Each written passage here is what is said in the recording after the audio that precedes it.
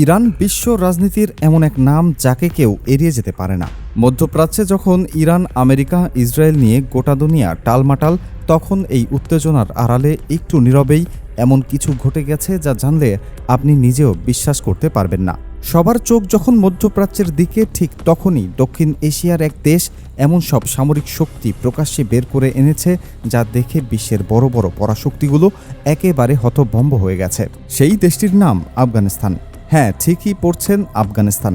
যে দেশটিকে এতদিন সবাই একটি যুদ্ধ বিধ্বস্ত, দরিদ্র এবং পিছিয়ে পড়া দেশ হিসেবে জানত, সেই দেশটি এবার এমন সব অস্ত্র এবং সামরিক প্রযুক্তি সামনে এনেছে যেগুলো সাধারণত শুধুমাত্র আমেরিকার, রাশিয়া বা চীনের মতো পরাশক্তিগুলোর হাতে দেখা যায়। কিন্তু আফগানিস্তানের কাছে এসব এলো কোথা থেকে? কেনই বা তারা হঠাৎ করে এত কিছু একসাথে প্রকাশ্যে নিয়ে এলো? এই প্রশ্নগুলোর উত্তর খুঁজতে গেলে যে গল্পটা বেরিয়ে আসে সেটা রীতিমতো একটি গোয়েন্দা থ্রিলারের চেয়ে কম নয়। ঘটনাটা শুরু হয়েছে সম্প্রতি আফগানিস্তানে অনুষ্ঠিত একটি বিশাল সামরিক কুচকাওয়াজের থেকে। এই ধরনের কুচকাওয়াজ আফগানিস্তান আগেও করেছে, কিন্তু এবারটা ছিল একেবারে অন্যরকম।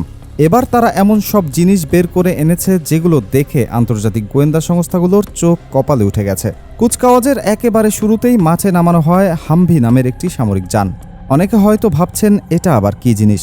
দেখতে সাধারণ একটি গাড়ির মতো মনে হলেও এটি আসলে একটি ভয়ঙ্কর যুদ্ধযান। এই গাড়িটি ঘন্টায় 110 কিলোমিটার গতিতে ছুটতে পারে এবং একবার জ্বালানি ভরলে প্রায় 1000 কিলোমিটার পথ অনায়াসে পাড়ি দিতে সক্ষম। কিন্তু এর আসল ক্ষমতা লুকিয়ে আছে অন্য জায়গায়।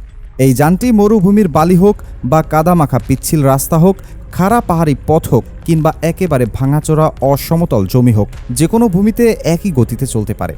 এর শরীর এমন বিশেষ ধাতু দিয়ে তৈরি যেটা ছোটখাটো মিসাইলের আঘাত সহ্য করে টিকে থাকতে পারে। ভেতরে 8 জন সশস্ত্র সৈন্য বসতে পারে এবং উপরে বসানো আছে এমন শক্তিশালী মেশিন গান যেটা প্রতি মিনিটে শত শত রাউন্ড গুলি ছুড়তে সক্ষম। সাধারণত এই ধরনের যুদ্ধযান কেবলমাত্র বিশ্বের শীর্ষ স্থানীয় সামরিক শক্তিধর দেশগুলোর কাছেই থাকে। তাই আফগানিস্তানের কাছে এটা দেখে অনেকেই প্রথমে বিশ্বাস করতে পারেনি। কিন্তু এটা ছিল শুধু শুরু। কুচকাওয়াজে এর পরপরই যা দেখানো হলো সেটা আরও চমকপ্রদ। মাঠে আসলো অ্যাম্ফিবিয়াস ভেহিকেল, অর্থাৎ এমন যুদ্ধযান যেগুলো মাটি এবং পানি দুই জায়গাতেই সমান দক্ষতায় চলতে পারে। একটু ভেবে দেখুন, একটি যান যেটি মাটিতে ঘন্টায় 75 কিলোমিটার গতিতে ছুটছে, আবার সেই একই যান সমুদ্রের ঢেউ কেটে ঘন্টায় 50 কিলোমিটার গতিতে এগিয়ে যাচ্ছে। শুধু তাই নয়, এই যানটি একটানা 12 ঘন্টা পানির মধ্যে থাকতে পারে। এর ভেতরে 10 জন সৈন্য নিয়ে যুদ্ধক্ষেত্রে পৌঁছে দিতে পারে।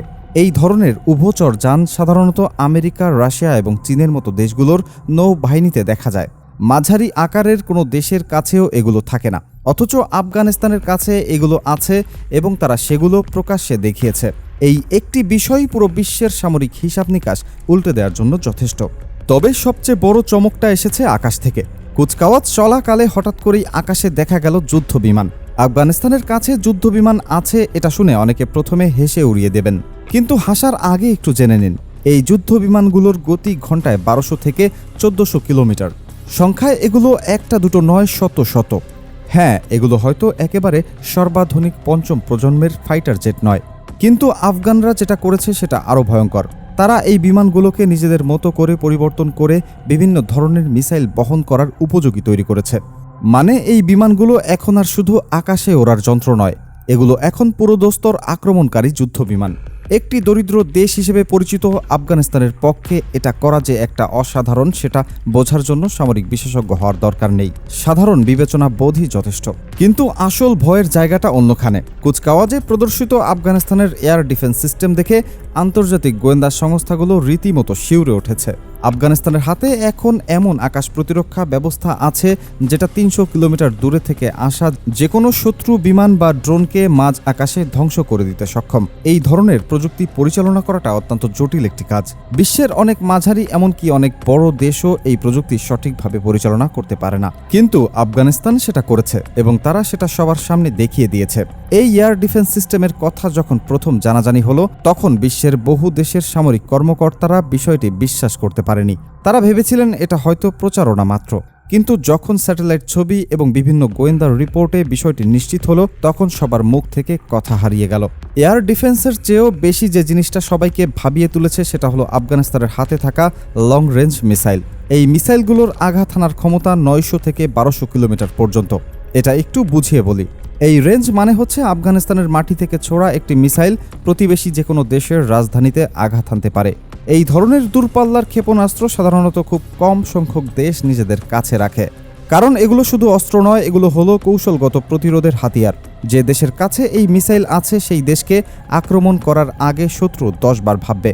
আর সবচেয়ে চাঞ্চল্যকর তথ্য হলো এই মিসাইলগুলো আফগানিস্তানের কাছে বহু বছর আগে থেকেই ছিল। তারা শুধু কোনোদিন সেগুলো সামনে আনেনি, এতদিন তারা নীরবে এগুলো নিজেদের কাছে লুকিয়ে রেখেছিল। এই নীরবতাটাই হয়তো সবচেয়ে ভয়ঙ্কর বিষয়, কারণ কেউ জানে না আর কি তারা লুকিয়ে রেখেছে যেটা এখনও সামনে আসেনি। কুচকাওয়াজের মাঝামাঝি সময়ে আকাশে যখন এক ঝাঁক MI সিরিজের হেলিকপ্টার উড়তে দেখা গেল, তখন দর্শক এবং বিশ্লেষক সবাই একেবারে স্তম্ভিত হয়ে গেলেন। এই হেলিকপ্টারগুলো একসময় আমেরিকার সেনাবাহিনীর ছিল। আমেরিকা এই হেলিকপ্টার সাধারণত কোনো দেশের কাছে বিক্রি করে না। এগুলো আকাশের শিকারী পাখির মতো কাজ করে, একই সাথে আকাশে এবং মাটিতে আক্রমণ চালাতে পারে। আমেরিকা যখন আফগানিস্তান থেকে চলে যায় তখন সবাই ধরে নিয়েছিল এই হেলিকপ্টারগুলো আর কোনোদিন আকাশে উড়বে না, কারণ এগুলোর রক্ষণাবেক্ষণ এবং মেরামতের জন্য উচ্চ প্রযুক্তিগত জ্ঞান দরকার, যেটা আফগানিস্তানের কাছে নেই বলেই সবাই মনে করত। কিন্তু আফগানরা সবাইকে ভুল প্রমাণ করে দিয়েছে। তারা শুধু এই হেলিকপ্টারগুলো মেরামত করেনি, বরং সেগুলোকে পুরোপুরি যুদ্ধের উপযোগী করে আকাশে ফিরিয়ে এনেছে। বিভিন্ন প্রতিবেদনে বলা হচ্ছে আফগানিস্তানের কাছে এই ধরনের শতাধিক হেলিকপ্টার এখন চালু অবস্থায় আছে। এই তথ্যটি নিজেই একটি বিশাল প্রশ্ন তৈরি করে। আমেরিকার তৈরি এত জটিল প্রযুক্তির হেলিকপ্টার আফগানিস্তান নিজে নিজে মেরামত করল কিভাবে? কেউ কি তাদের সাহায্য করেছে? যদি করে থাকে তাহলে সেটা কে? তবে পুরো কুচকাওয়াজে সবচেয়ে বেশি যে জিনিসটি সবার নজর কেড়েছে সেটি হলো T-72 সিরিজের ভারী যুদ্ধ ট্যাঙ্ক। এই ট্যাঙ্কগুলো দেখে মনে হচ্ছিল যেন রাশিয়ার কোনো সামরিক কুচকাওয়াজ চলছে, কারণ এই ধরনের ট্যাঙ্ক সাধারণত রাশিয়া এবং আমেরিকার কাছেই দেখা যায়। T-72 র্যাঙ্কের গতি ঘন্টায় 90 কিলোমিটারেরও বেশি। এতে লাগানো আছে 125 কিলোমিটার ক্যালিবারের স্মুথ বোর কামান, যেটা 13 কিলোমিটার দূরের লক্ষ্যবস্তুতে নির্ভুলভাবে আঘাত হানতে পারে। এই ট্যাঙ্কের সবচেয়ে বিশেষ দিক হলো রাতের অন্ধকারেও যুদ্ধ চালিয়ে যেতে সক্ষম, কারণ ভেতরে রয়েছে থার্মাল ইমেজিং এবং নাইট ভিশন সিস্টেম। মানে রাত হোক বা দিন, এই ট্যাঙ্কের কাছে কোনো পার্থক্য নেই। এই ট্যাঙ্কগুলো ছাড়াও কুচকাওয়াজে দেখানো হয়েছে বিভিন্ন ধরনের সাজোয়া যান, ছোট আকারের ফাইটার ড্রোন, আধুনিক রাডার সিস্টেম এবং যুদ্ধক্ষেত্রে ব্যবহারযোগ্য নানা ধরনের সামরিক সরঞ্জাম। এখন সবচেয়ে বড় প্রশ্ন হলো আফগানিস্তানের কাছে এত কিছু এলো কোথা থেকে? এই প্রশ্নের উত্তরটা খুঁজতে গেলে ফিরে তাকাতে হবে 2021 সালের দিকে। আমেরিকা যখন 2 দশক ধরে আফগানিস্তানে তাদের সামরিক ঘাঁটি চালিয়ে আসছিল, তখন সেখানে বিপুল পরিমাণ অত্যাধুনিক সামরিক সরঞ্জাম জমা করেছিল। হেলিকপ্টার, সাজোয়া যান, যোগাযোগ ব্যবস্থা, রাডার সিস্টেম, অস্ত্রশস্ত্র সবকিছু। কিন্তু যখন আমেরিকান সেনারা হুড়োহুড়ি করে আফগানিস্তান ছেড়ে পালালো, তখন এই বিশাল পরিমাণ সামরিক সরঞ্জাম সেখানেই ফেলে রেখে গেল। সেই সময় সবাই ভেবেছিল এই অস্ত্র আর যন্ত্রপাতি শুধু মরিচা ধরে পড়ে থাকবে, কারণ এগুলো চালানোর মতো এবং মেরামত করার মতো প্রযুক্তিগত দক্ষতা আফগানদের নেই। কিন্তু সেই ধারণা যে কতটা ভুল ছিল সেটা এবার কুচকাওয়াজে প্রমাণ করে দিয়েছে।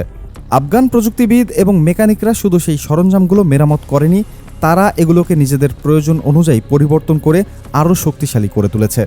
আরও আশ্চর্যের বিষয় হলো তারা এখন এই ধরনের সরঞ্জাম নিজেরাই উৎপাদন করতে শুরু করেছে বলে জানা যাচ্ছে। এই তথ্যটিই হয়তো পুরো ঘটনার সবচেয়ে ভয়ঙ্কর দিক। তবে সবকিছু ছাপিয়ে একটি প্রশ্ন সবার মনে ঘুরপাক খাচ্ছে, কেন এই মুহূর্তে আফগানিস্তান এত কিছু একসাথে সামনে আনলো? তারা চাইলে আরও অনেক দিন এগুলো লুকিয়ে রাখতে পারত, কিন্তু তারা সেটা করেনি। তারা ইচ্ছাকৃতভাবে এই সময়ে এগুলো প্রদর্শন করেছে। এর পেছনে একটি স্পষ্ট বার্তা আছে। আফগানিস্তান বিশ্বকে জানাতে চায় যে তাদের আর ছোট করে দেখার দিন শেষ। তারা বদলে গেছে। তারা এখন আর সেই অসহায় যুদ্ধ বিধ্বস্ত দেশ নয়। তারা এখন এমন এক শক্তি যার সাথে হিসাব করতে হবে। আর এই পরিবর্তনটা তারা লুকিয়ে রাখতে চায় না। তারা সবার চোখে চোখ রেখে নিজেদের শক্তি দেখিয়ে দিয়েছে। মধ্যপ্রাচ্যের উত্তেজনা যেভাবে বাড়ছে এবং দক্ষিণ এশিয়ার ভূরাজনীতি যেভাবে মোড় নিচ্ছে, তাতে আফগানিস্তানের এই সামরিক উত্থান গোটা অঞ্চলের প্রযুক্তির ভারসাম্য নতুন করে লেখার ইঙ্গিত দিচ্ছে। এখন দেখার বিষয় এই পরিবর্তনে বিশ্ব কিভাবে সাড়া দেয়, আর আফগানিস্তান তাদের এই নতুন শক্তি দিয়ে আসলে কি করতে চায়।